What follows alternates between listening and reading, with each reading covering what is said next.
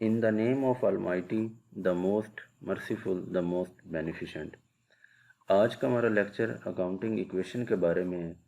ہم دیکھیں گے کہ اکاؤنٹنگ ایکویشن سے کیا مراد ہے، اکاؤنٹنگ ایکویشن کیا ہوتی ہے، اس کی مختلف فارمز کیا ہیں، اور پھر ہم اس کا ایک پریکٹس کویسچن بھی آج ہم دیکھیں گے کہ کیسے جو ہے وہ اکاؤنٹنگ ایکویشن کے اندر ٹرانزیکشنز کو درج کیا جاتا ہے.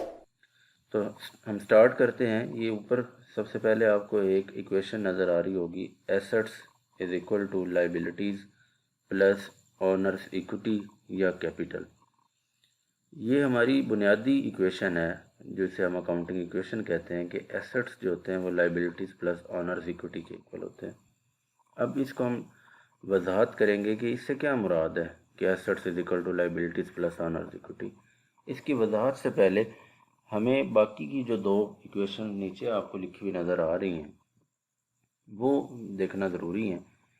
ایک لکھی ہوئی ہے کہ assets is equal to equities, یعنی ایسٹس اور ایکویٹیز آپس میں برابر ہوتی ہیں. اوپر والی ایکویشن میں تو ایک ہی چیز لکھی ہوئی تھی، آنرز ایکویٹی.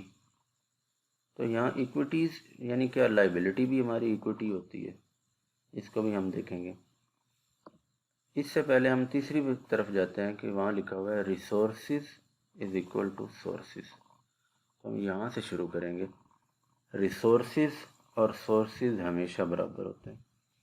اب اس چیز کو سمجھنے کے لیے آپ اپنی ذاتی زندگی کے اندر دیکھیں کہ آپ کے پاس وسائل، مثال کے طور پر وسائل میں ایک وسائل کی ہم بات کر لیتے ہیں کہ آپ کا گھر ہے.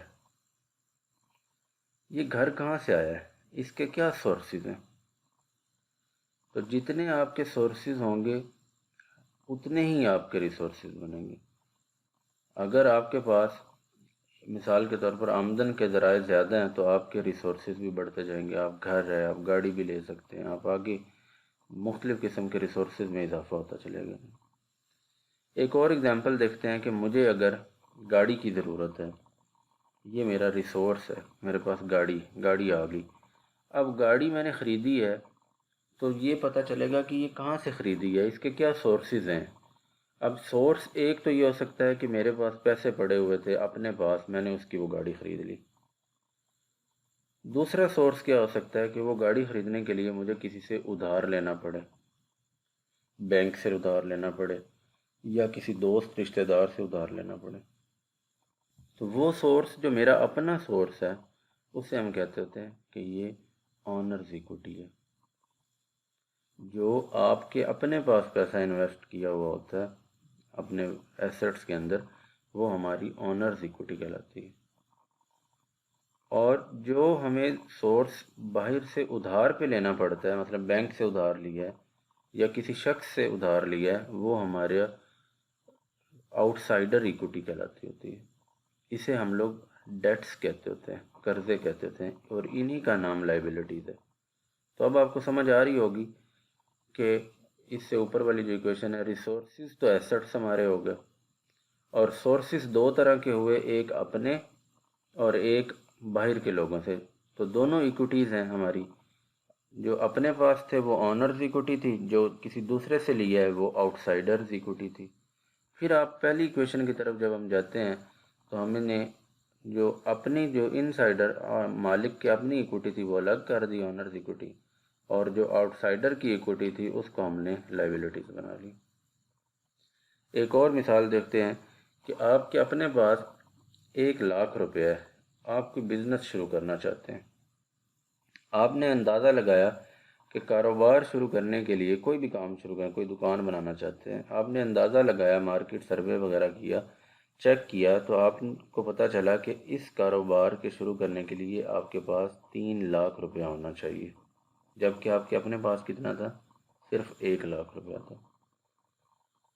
وہ جو 2,00,000 روپے آپ کے پاس نہیں ہے وہ اب آپ نے ارینج کرنا ہے. وہ آپ بینک سے ارینج کریں، وہ آپ کسی شخص سے ادھار لیں.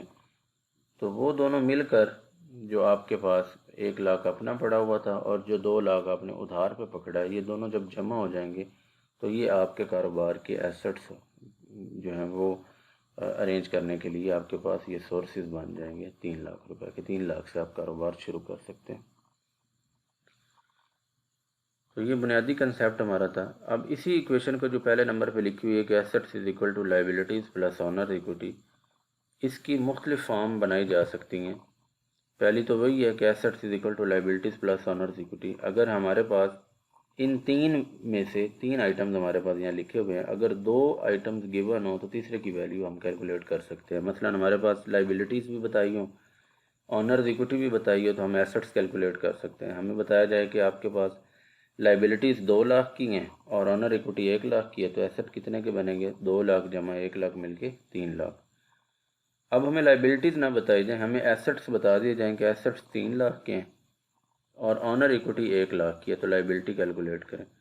تو ہم نے آنرز ایکوٹی کو دوسری سائڈ پہ لے گئے تو وہ مائنس میں چلی جائے گی. ایسٹس میں سے آنرز ایکوٹی نکال دیں گے تو باقی لائبلٹیز بن جائیں گی. ایسٹس 3 لاکھ کے تھے، آنر ایکوٹی 1 لاکھ کی تھی، 3 لاکھ میں سے 1 لاکھ ہم نے نکال دیا تو باقی لائبلٹیز 2 لاکھ کی بن گئی.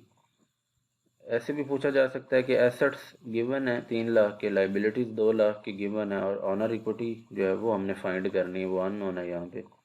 تو ہم اسی طریقے سے ایسٹس میں سے لائبلٹیز نکال دیں تو باقی آنرز ایکوٹی بچ جائے گی. 3 لاکھ میں سے 2 لاکھ نکال دیا تو باقی 1 لاکھ بن گیا. تو یہ بنیادی کنسیپٹ آپ کو امید سمجھ آ گئی ہوگی. اور آپ کو یہاں بتاتا چلوں کہ یہی اکاؤنٹنگ ایکویشن جو ہوتی ہے یہ ہماری ایکویشن آف بیلنس شیٹ بھی کہلاتی ہوتی ہے. بیلنس شیٹ میں بھی ایسے ہی ہوتا ہے کہ ایک سائڈ پہ ہم نے ایسٹس لکھے ہوتے ہیں اور دوسری طرف ہم نے لائبلٹیز اور آنر ایکوٹی دونوں لکھی ہوتی ہیں. اور بیلنس شیٹ کے دونوں سائڈیں آپس میں پھر ہم برابر کرتے ہیں، بیلنس ہوتے ہیں، دونوں ٹوٹل ایکول آتے ہیں. ایسٹس اور کا ٹوٹل جو ہے وہ برابر ہوتا ہے لائبلٹیز اور آنر ایکوٹی کے برابر ہوتا ہے. آنے والے لیکچرز کے اندر جب ہم فائنینشیل اسٹیٹمنٹس پہ جائیں گے تب ہم لوگ بیلنس شیٹ کو ڈیٹیل سے سمجھیں گے.